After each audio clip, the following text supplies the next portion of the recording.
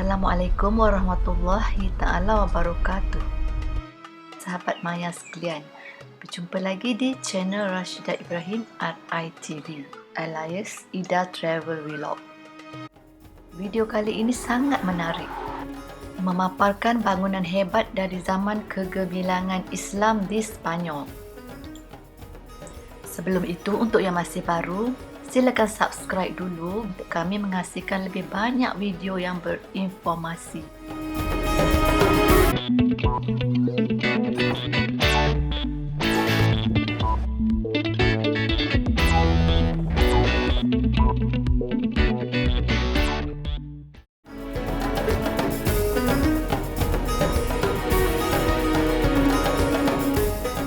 Tajuk kali ini, Alhambra di Granada, Andalusia, Spanyol. Comares Palace dan Palace of Lion, kunjungan 2 tahun sebelum musibah lockdown. La Alhambra ialah sebahagian daripada komuniti autonomi Andalusia.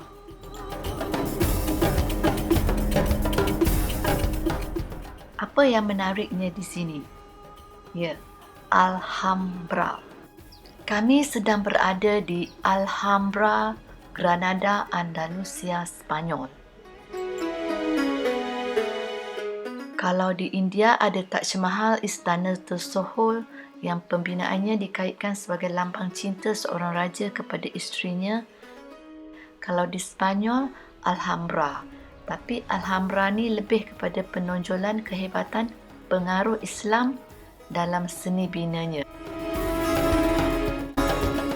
Kelihatan ramai sedang beratur untuk membeli tiket. Tapi disarankan lebih baik membeli tiket lebih awal secara online. Sebelum dunia dilanda wabak dan lockdown, orang ramai dari serata dunia berduyun-duyun datang melawat Alhambra. Alhambra dari istilah bahasa Arab bermaksud Istana Merah. Dikatakan mengambil sepenuh warna batu binaan bangunan dan menara yang berwarna kemerahan.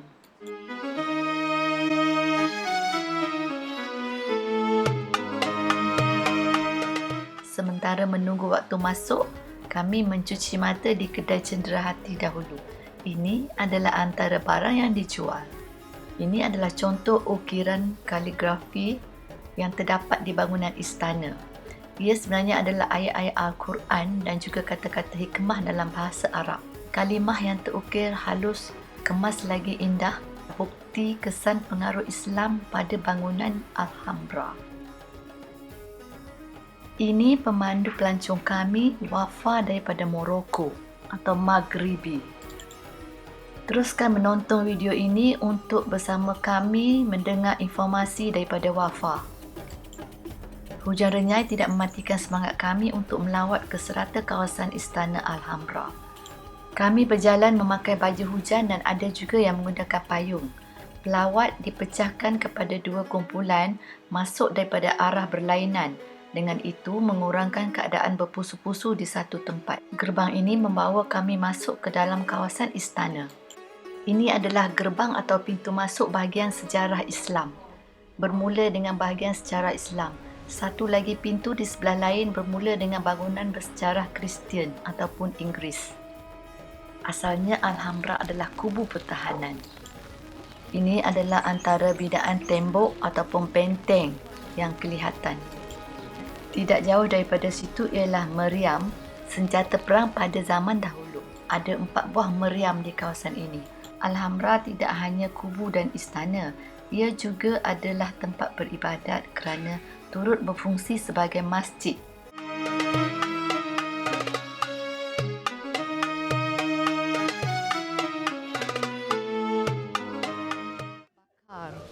Kompleks kota zaman silam Kerajaan Moor Granada di selatan Spanyol yang dikenali Al-Andalus. Terdapat banyak bangunan istana dan bangunan-bangunan kecil di sini.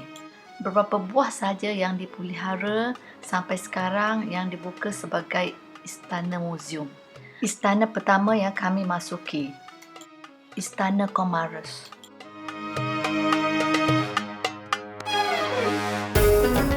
Kita masuk di bahagian dalam dahulu. Ini ialah lantainya. daripada marmar yang telah pun usang. Suasana di dalam agak kelam kerana hanya bergantung kepada cahaya semula jadi daripada luar menerusi tingkap.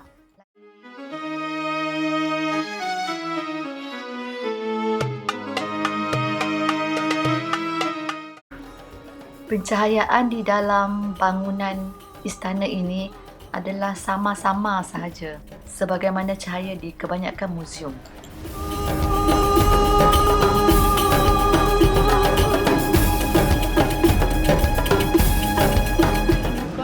The hall of Kumari. So what do we have here? We have the hall of the throne in which the Sultan used to sit and receive again ambassador. But this is a different Sultan. This is the father of the one we just visited before. His name was Yusuf al-Awwal. Well, he passed away in 1350. Yes. Here we have a message for the people who used to come and see the Sultan. Because if they used to come to see the Sultan, they will sit in those chambers, right? In this ones. And this one said, Qalilul kalami tamdi bisalam. Be brief, you will get safe. Right? You're coming to see the Sultan, so don't start talking a lot. You have to be really brief. And this one said, Man hasuna kalamuhu wajaba ikramuhu. If you speak well, or the one who speaks well will have a good reward. So those are messages for people who used to come here. Be brief and speak well. You will get safe and you will have a good reward. 1, 2, 9 chambers. 1, 2, 3, and 1, 2, 3. 9 chambers. And this is pure mathematics. In this chamber, they use root square of 2, root square of 3, and root square of 4. Yeah, I Gracias. Yeah, you're back. Pegawai muzium mengingatkan supaya beg sandang yang kita bawa diletakkan di sebelah depan, bukan di sebelah belakang. For this square, and also for the chamber, from the first square, they move the square on one side so that they have the 9 apertures. We have the first aperture, 1, 2, 3, 4. Then we use a little bit the square, and it's gonna be like this, right? Circle. Then we will have 1, 2, 1, 2, and 1, 2.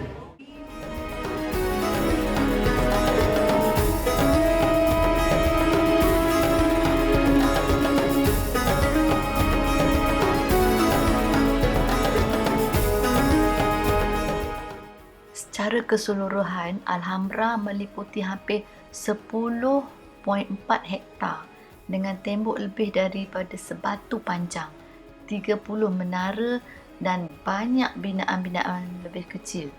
Kawasannya terletak di Bukit Sabika dan kota Palatan itu dikelilingi gunung ganang yang sesuai sebagai pusat pertahanan. Sebagaimana kita ketahui, Alhambra pernah dikuasai oleh Islam dan juga oleh Kristian. Satu cerita menarik, suatu zaman Napoleon ada percubaan untuk menghancurkan seluruh kompleks istana ini.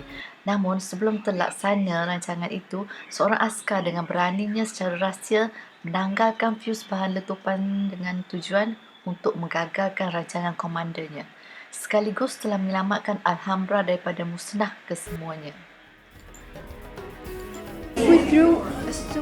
Sampai ke pintu ini menandakan pemisah di antara bangunan sejarah Islam dengan bangunan bersejarah Kristian. Perhatikan bangunan semasa era pemerintahan Kristian. Mereka bentuk ringkas sahaja, tiada sebarang ukiran berseni seperti bangunan istana yang dibina sewaktu pemerintahan kerajaan Islam. Pintu ini adalah pemisah yang membezakan di antara dua ciri seni binaan, iaitu Islam dan Kristian.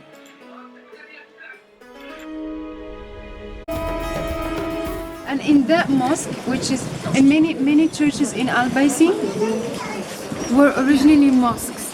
This area is called Al-Baisin. But this is Al-Baisin. Okay. Caesarea.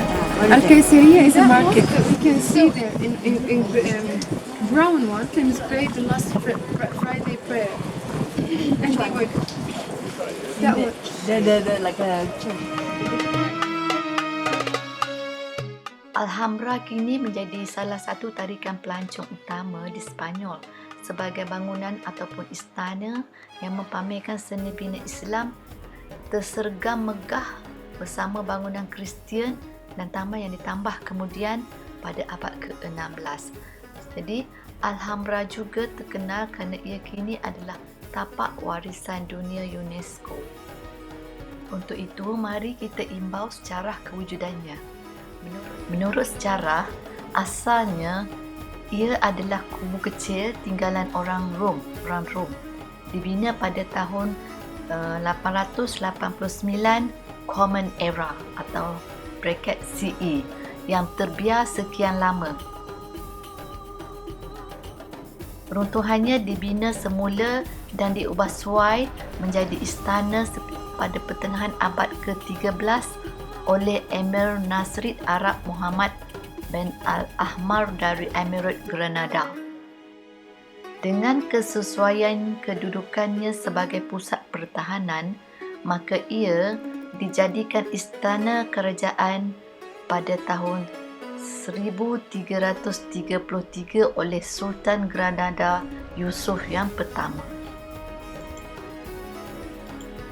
Dinasti terakhir yang menguasai Alhambra adalah Nasrid, iaitu maharaja Islam terakhir di Sepanyol yang bertahta semasa kemerosotan dinasti Nasrid yang semakin tunduk kepada raja-raja Kristian Kastil ketika itu. Kuasa Islam jatuh pada tahun 1492 pada tangan Kristian. Sejak itu, sedikit demi sedikit bahagian binaan Alhambra diubah mengikut gaya Renaissance. Antara perubahan yang dibuat, lukisan dan kemasan air emas dipadamkan, perabotnya dirosakkan dan dialihkan. Charles V antara tahun 1516 dan 1556 membina balik beberapa bahagian dan memusnahkan sebahagian besar istana musim sejuk. Diubah suai mengikut struktur gaya Renaissance yang tidak pernah siap. Sementara Philip V antara tahun 1700 hingga 1746 mengubah bilik kepada gaya Itali dan menyelesaikan istananya yang terletak di tengah yang dahulunya adalah bangunan mall. Baiklah, dah terlalu panjang. Kita berhenti dulu di sini. Sebenarnya banyak lagi yang nak dipaparkan. You wanted to say something? okay, because I heard that people say that my friend told me that there's a place where they took the wudu and then the water flow down. Yeah, I'm taking you there. Okay, alright. Wafa akan membawa kami ke tempat saliran air. Tetapi ceritanya dalam episod yang akan datang. Berjumpa lagi dalam siri yang seterusnya. Kita akan paparkan pula mengenai falsafah taman air dan konsep binaan istana La Alhambra. Jika dirasakan video ini bermanfaat, jangan lupa subscribe, like dan share dan tekan butang loceng untuk notifikasi video yang seterusnya. Terima kasih kerana menonton.